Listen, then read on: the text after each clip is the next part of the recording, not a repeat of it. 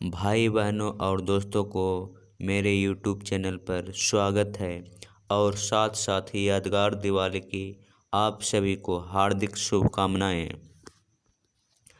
आज तक भारतवासी इस त्योहार को मनाते आ रहे हैं। मनाते मनाते इस सृष्टि चक्र के अंत स्टेज पर पहुंच गए हैं सभी, अर्थात कलयुगी दुखदाई डिप्रेशन भ्रष्टाचारी वाली दुनिया बन गई है।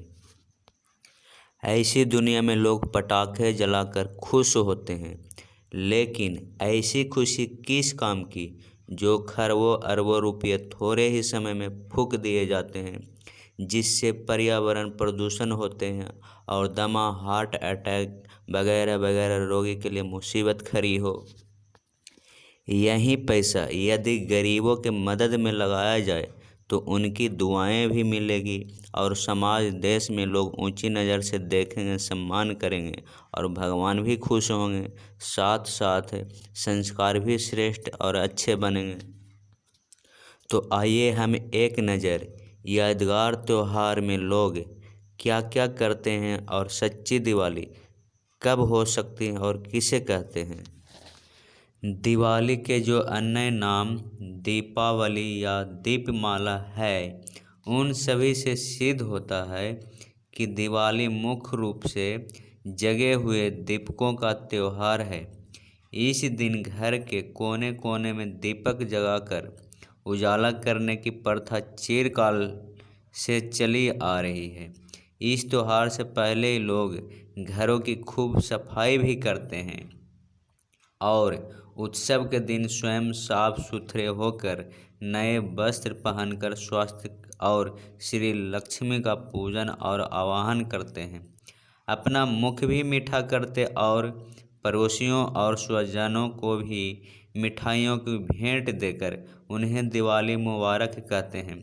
इसके अलावा पुराने हिसाब किताब को समेटकर नया लेखा आरंभ करने की प्रथा भी इस त्यौहार से जुड़ी हुई है।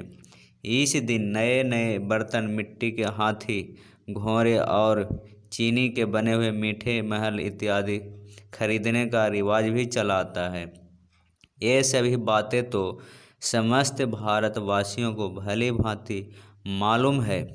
फिर सोचने की बात यह है कि इन सभी प्रथाओं और परंपराओं का आपस में भी कोई संबंध है या नहीं। दूसरी बात यह है कि इस त्यौहार को श्री लक्ष्मी से संबंधित कोई नाम न देकर दीपमाला या दीपावली की संज्ञाएं ही क्यों दी गई है। तीसरा प्रश्न यह भी है कि श्री लक्ष्मी के शुभागमन की आशा को दीपकों की रोशनी से और घर की सफाई आदि से जुड़ा क्यों गया है, और क्या इन दीपकों को जगाने से ही लक्ष्मी के पदार्पण की शुभकांक्षा पूरी हो भी सकती है या नहीं। इस प्रकार दीपावली के पीछे छिपे हुए ये जो रहस्य हैं, इन्हें जाने बिना समझदार व्यक्ति के लिए दिवाली का त्यौहार फीका और निस्सार ही है। आइए अब जानते हैं दीपक जगाने का भावार्थ है। भारत में यह प्रथा चली आई है कि घर का हर एक व्यक्ति अपने हाथों से कम एक दीपक अवश्य जगाता है। यह रस्म इस बात का परिचय देती है कि हर एक मनुष्य आत्मा की ज्योति जगी हुई हो और सृष्टि रूपी बेहद के घर के कोने कोने से अज्ञान का अंधकार और तमोगुण मिटा दिया जाए। तब सृष्टि में श्री लक्ष्मी का शुभागमन होता है। दिवाली के अवसर पर सफाई मनुष्य आत्मा की पवित्रता का सूचक है और नए वस्त्र नए सत्वगुणी शरीरों के सूचक है। पुराने हिसाब किताब को बंद करके नए हिसाब को खोलना, पुराने पापों विकर्मों के लेखे को नाश करके आगे के लिए नया सत्वगुणी जीवन बनाने का द्योतक है। जब सारी सृष्टि पर अमावस्या की रात्रि जैसा अज्ञान अंधकार छाया होता है, तो सदा जागती ज्योति परमपिता परमात्मा ज्योतिर्लिंगम शिव इस सृष्टि में अवतरित होकर सही विधि सिखाकर सारी पतित सृष्टि को पावन करते हैं और मनुष्य आत्माओं को विकारों पर विजय प्राप्त कराते हैं। इसी कारण ही दिवाली का त्यौहार अमावस्या की रात में मनाया जाता है। यह त्यौहार हर वर्ष विजयदशमी के बाद ही आता है। विजयदशमी का अर्थ है मनुष्य अर्थात माया विकारों के शासन से स्वतंत्र हो गया है। इसलिए दिवाली पर जो दीपक जगाए जाते हैं उनके पीछे छिपे हुए रहस्य भी हैं। इन सभी रहस्यों से भली भांति मालूम हो गया है कि महत्व मिट्टी के दीपकों का नहीं है बल्कि आत्मा रूपी दीपकों का है। मिट्टी के दीपकों से सन्मार्ग और कुमार्ग के भेद का पता नहीं लगता है।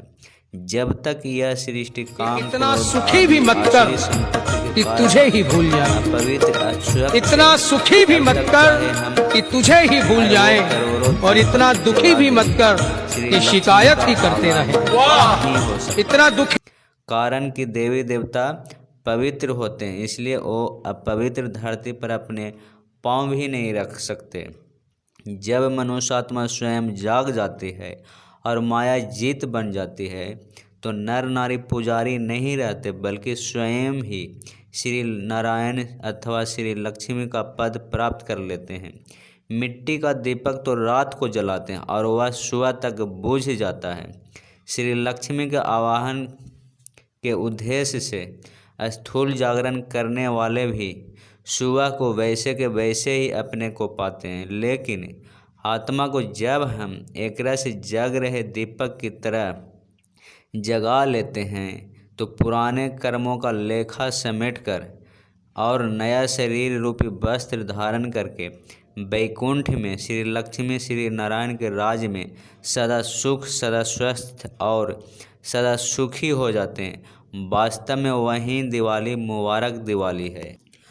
आज की दिवाली को हम सच्ची दिवाली मुबारक दिवाली कैसे कह सकते हैं जबकि हमारे पास वह अखुट धन नहीं, हमारा शरीर रूपी वस्त्र नया और सत्वगुणी नहीं, जब हमारा आत्मा रूपी दीपक जगा हुआ नहीं, हमारे मन से अमावस्या की रात्रि जैसा अंधकार मिटा नहीं और हमारे चित्त में अस्थायी खुशी नहीं। आज तो नर दरिद्र नारायण और नारियां कुलक्ष्मी बन गई है क्योंकि आत्माओं ने विकारों पर विजय प्राप्त नहीं की। आज हम चीनी के मीठे महल, मिट्टी के हाथी घोड़े और नए बर्तन लेकर भले ही कुछ क्षण के लिए स्वयं को खुश कर लें, परंतु आज वे सोने के रत्न जड़ित मनमोहक महल, सोने चांदी के बर्तन, सुंदर और सुसज्जित हाथी और गजराज, अन्न के भरे भंडार और श्री नारायण तथा श्री लक्ष्मी का सच्चा स्वराज और उसकी सहचरी सुख सुविधा कहाँ जो सच्ची खुशियाँ देने वाले हैं। आज दिवाली के दिन मनुष्य स्वास्तिक की पूजा तो करते हैं, परंतु स्वास्तिक सृष्टि के आदि मध्य अंत के जिस ज्ञान का सूचक है उससे वे बिल्कुल ही अनजान है।